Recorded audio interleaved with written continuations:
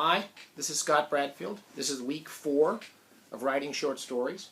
I'm continuing my experiments with different types of media here. This is my new iPad. I used the iPad mini last week, and my big problem is going to be speaking loudly and clearly enough for this microphone. So I hope this will be a little clearer than last week.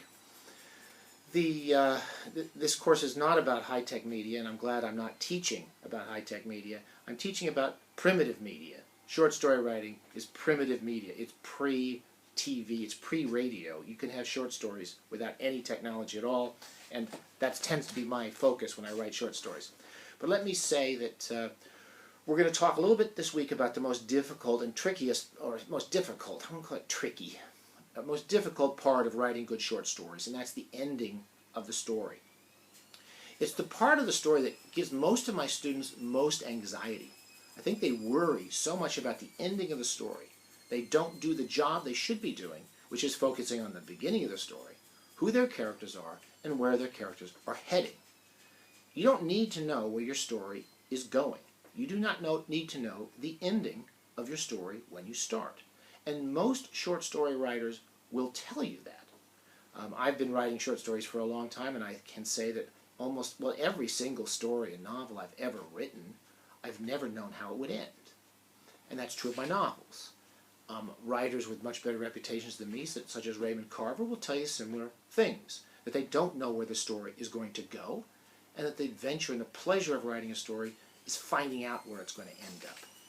There are exceptions. There are writers like Thomas M. Dish, whose picture is on the introductory page of this course, who's one of my favorite short story writers, who did often know how his stories would end. So it's not always the rule, but you don't need to know the conclusion of your stories.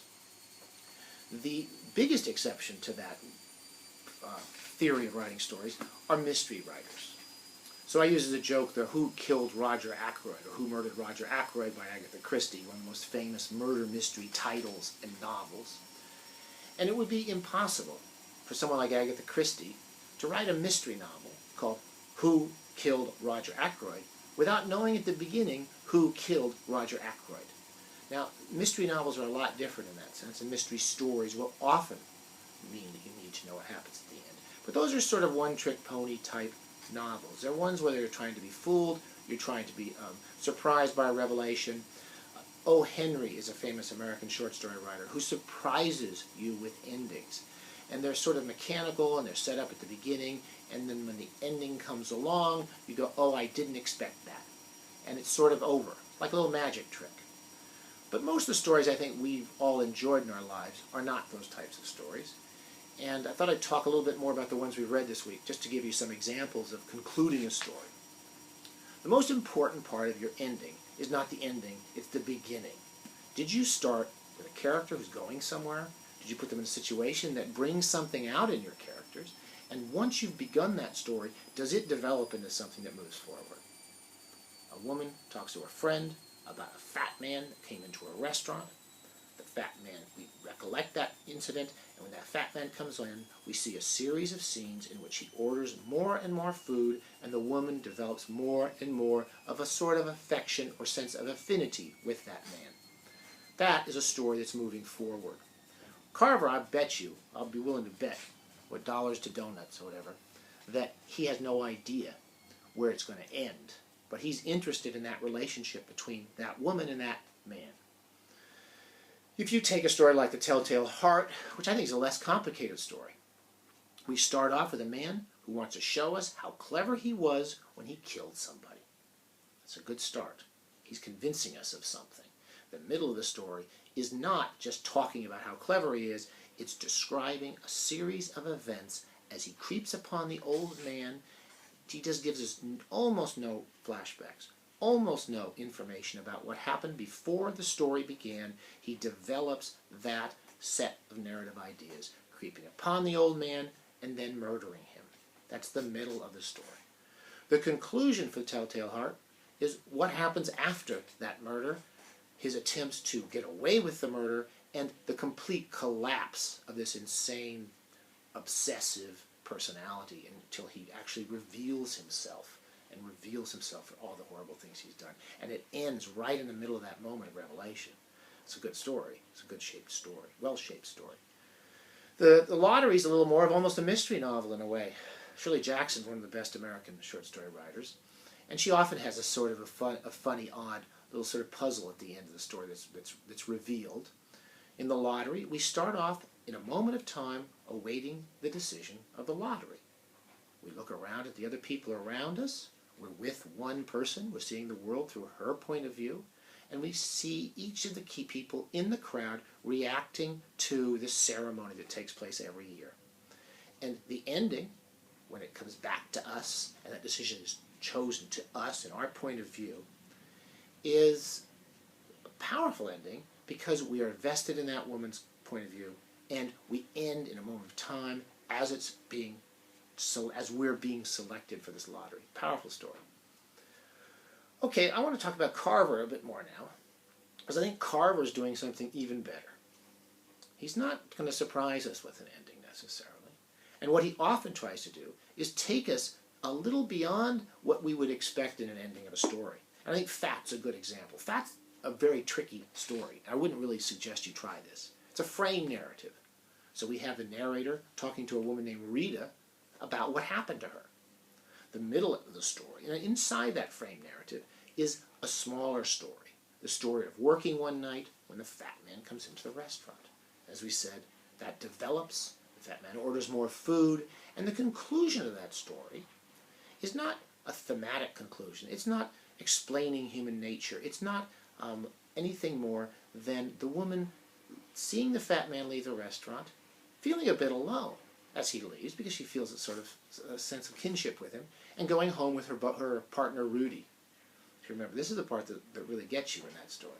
Going home with this man and making love to him, if you can call it that, and feeling very alone. End of story. Perfectly good end of story. But Carver takes it a step further than that. And when his story ends, sorry, I keep forgetting where I put this. When this story ends, when the frame narrative, when we break out of that frame narrative into the current narrative of Rita, telling Rita about this story, we end that little narrative with this. That's a funny story, Rita says, but I can see she doesn't know what to make of it. I feel depressed, but I won't go into it with her. I've already told her too much. She sits there waiting, her dainty fingers poking her hair. Waiting for what? I'd like to know. It is August. My life is going to change. I feel it. We take that story, that loneliness at the end of this moment with Rudy, we take it out into a wider arena, which is her life outside of her home, outside of the fat man, outside of this realization she has with Rudy that she feels fat, she feels like that man. And we take it even further. And it's a narrative moment, it's a narrative scene. She's finished telling the story to Rita. And look how he measures the beats of awareness as she starts to realize that she wants something more. She's waiting for something more. And she's looking at Rita. She sits there waiting, her dainty fingers poking her hair. Waiting for what? I'd like to know. She reacts to seeing this woman. It's time. It's not telling us. It's watching these things happen. It is August, she realizes. My life is going to change. I feel it. And she's speaking to herself about something she wants after this life she has now. It's a very powerful ending, and it works. Whether you like the stories or not, I really want you to think beyond whether you like the stories or not, and try to see what Carver's doing with endings, and all the story writers you read for this course or outside of this course, how they find something to go to beyond what we've already learned in the story. End of Neighbors, a similar development of a story. We start with the two neighbors. They go into the neighbor, and that's the beginning. We know who they are, and we know why they're going to the next house. That's what we need to know. We know it quickly. Second scene, we're going into that neighbor's house, neighbor's apartment. We're exploring it. As Bill's exploring it, we're starting to recognize that Arlene is going in separately and exploring it as well. That's your middle. And that development of that middle is incredible. That's the whole kernel of you. That's the whole ball of wax, really, of your story. That's the meat. And it's going somewhere. these people keep going next door, and they start to drift apart, because all they care about is this house next door. They don't care about each other anymore. Now, the conclusion of that story is quite powerful. They get locked out, and they're together. Now, that ending makes perfect sense narratively. It ends a series of scenes. It ends now, or just past now, at the end of the story. And we're left with some sort of resolution or conclusion or sense of something beyond this initial situation that's set up. It's not a circular, short stories are not circular narratives. They don't go back to the beginning. But they do carry us beyond what we started with. And we've ended with a far more complex and sad and powerful understanding of these two people. Now, I want to leave you, as I was trying to say, I can teach you a lot of basic things about writing short stories, particularly how to start them, how to develop the story, to recognize narrative prose from expository prose or every other type of prose we do. I can help you learn that, and I can pretty much teach you that. I can teach you to recognize point of view and the importance of it in short stories, just as I can help you understand that scenes have beginnings and ends, and that characters develop through time. I can't teach you how to end a story as beautifully as I think Carver ends these stories, or as any of the sample stories we've read in the past few weeks end their stories. It's a hard thing to do. You find it when you're writing your story. And it's the most pleasurable part of writing stories, as most writers will tell you, is reaching that point where you find what happens and what happens at the end of your story, and it all makes sense. It's a bit of a Zen-like experience. Finally, I just wanted to say that for next week, for last week, we also talked a bit about it. We'll talk about it more next week. Look at Why Don't You Dance? And you'll see a similar structure. We start with a man preparing for his garage sale. It's a much more complicated story than the previous stories. We have two other people coming to the garage sale, and we have a little development of a relationship between this man and this young couple. And we end that scene of the garage sale with a pretty powerful moment when they're all dancing together, and the scene ends. And much like in Fat, the final scene on page 130 in my text, but the last scene that begins, "Weeks later, she said," we suddenly take up several weeks after this one day in the life of these three people. Think about why he does that, and think about how he concludes Cathedral, which concludes much differently. Concludes much differently in real time at the end of the story, at the end of talking to this man. And think about why he might have done that. So for next week, I want you to think about the shapes of your stories, finding an ending. Don't worry about them. Don't think about them. Get your beginnings correct. Get your openings right. And get the middles of your stories going. You can all do that. Don't worry about the ending. And I'll promise you this. If you come up with a great opening of a short story, and you develop that into a really powerful middle of a story, you will eventually find the end of your story. It may take a long time. I've written short stories that have sat in the computer for years before I found the actual ending I wanted, or I felt made the story make sense to me. But you will find it, and you will keep going back to that story.